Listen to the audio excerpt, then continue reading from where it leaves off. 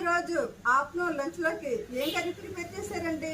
నేనైతే ఈరోజు ఆఫ్టర్నూన్ లంచ్లోకి చేపల కర్రీ ప్రిపేర్ చేశానండి. క్లైమేట్ చల్లగా కూల్గా ఉంది కదండి. నేనైతే ఈరోజు చేపల కర్రీ ప్రిపేర్ చేశానండి. మరి ఎలా చేశాను ఏంటో చూసేద్దాం రండి. ఈరోజు మా ఇంట్లో ఆఫ్టర్నూన్ లంచ్లోకి అయితే నేను వైట్ రైస్ అండ్ చేపల కర్రీ ప్రిపేర్ చేశానండి.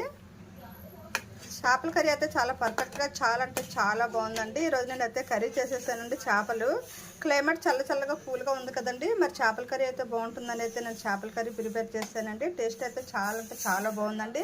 స్మెల్ కానివ్వండి, టేస్ట్ కానివ్వండి చాలా బాగుందండి. చాలా పర్ఫెక్ట్గా వచ్చిందండి చేపల కర్రీ అయితే. టేస్ట్ కూడా చాలా బాగుందండి. మరి ఇంకా పప్పు పాలకూర,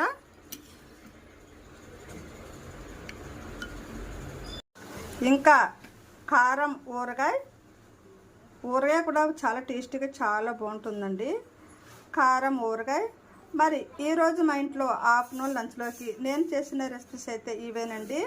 మరి ఈ రెసిపీస్ కనుక మీకు నచ్చితే లైక్ చేయండి, షేర్ చేయండి. మరి నా ఛానల్ అయితే సబ్స్క్రైబ్ చేయండి. థ్యాంక్ యూ వెరీ మచ్ అండి. నా ఛానల్ చూస్తున్న ప్రతి ఒక్కరికి కూడా చాలా థ్యాంక్స్ అండి.